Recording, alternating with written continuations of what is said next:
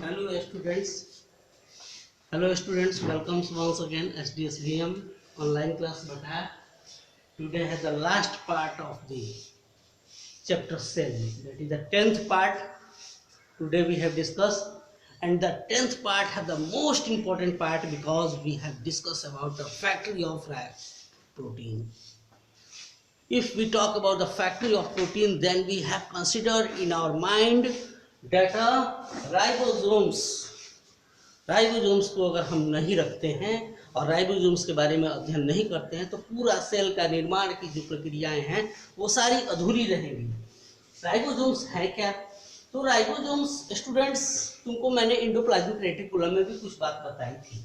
तुम थोड़ा सा याद करोगे तो तुमको याद आ जाएगी ये बात, और उस अगर भी याद नहीं किया रहा तो आज भी याद करा देते हैं।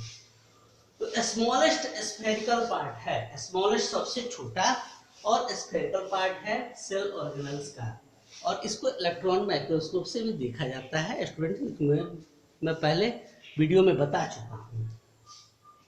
दे अकर आइदर स्कैटर्ड इन साइटोप्लाज्म, ये साइटोप्लाज्मिक बॉडी का एक हिस्सा है, बिखरा हुआ हिस्सा है जो अटैच होता है एंडोप्लाज्मिक रेटिकुलम में। स्टूडेंट, रफ एंडोप्लाज्मिक रेटिकुलम में मैंने बताया था कि एंडोप्लाज्मिक रेटिकुलम के ऊपर में एक बॉडी लगी होती है जिसको हम लोग राइबोसोम्स कहते हैं, और उस राइबोसोम्स के अंतर्गत ये सारी प्रक्रियाएं और फंक्शंस होते हैं। क्या? तो प्रोटीन के निर्माण का। इसका कुछ फंक्शन नहीं, बस एक ही फंक्शन है, लेकिन वो बहुत बड़ा फंक्शन है जो प्रोटीन का निर्माण करना, सिंथेसिस ऑफ प्रोटीन। लेकिन ये अगर प्रोटीन निर्माण नहीं करे, इसलिए इसे फैक्ट्री ऑफ प्रोटीन भी कहते हैं। Ribosomes are the factory of protein. अगर ये फैक्ट्री ऑफ प्रोटीन ना रहे, ये कारखाना समझो, अगर ये कारखाना ना रहे तो पूरा सेल बिखर जाएगा और उसके जो कोशिकाओं का डेवलपमेंट है, सेल डेवलपमेंट है और सेल डिवीजन है, इत्यादि कोई भी फंक्शंस नहीं होंगे। स्टूडेंट, अब बात आती है, एक बहुत इंपॉर्टेंट पार्ट है सेंट्रोसोम्स एंड सेंट्रियोल्स। ये नॉन मेम्ब्रेनस होते हैं, इसमें कोई मेम्ब्रेन नहीं पाया जाता है।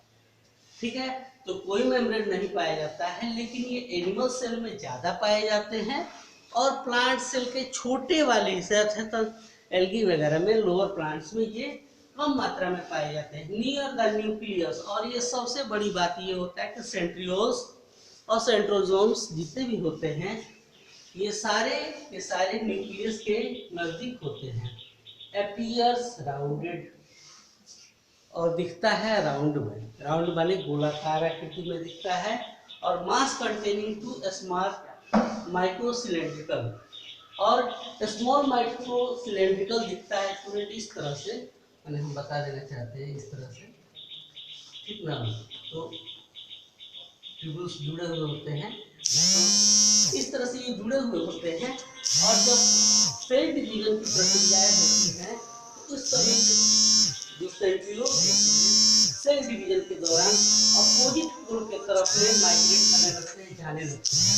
इससे क्या होता है कि सेल का डिवीजन हो जाता है और सेल डिवाइड होता है तो नए सेल का निर्माण हो जाता है। इस तरह से सेंट्रियोल्स और सेंट्रोसोम्स बहुत इंपॉर्टेंट होते हैं।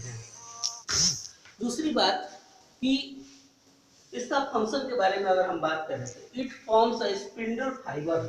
ये स्पिंडल फाइबर का वर्क करता है, स्पिंडल फाइबर बनाते हैं at the time of the cell division.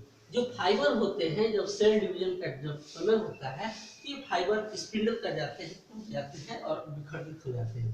Basal part, निचला वाला जो हिस्सा होता है, सिलिया होता है और फ्लैजिला होता है, और ये डेवलप करके नया भाग बनाता है जिसको हम सेंट्रियोल्स के नाम पर भी जानते हैं, और इसका काम ये है कि ये दोनों भाग को अलग करता है। स्टूडेंट्स, आज के लिए इतना ही।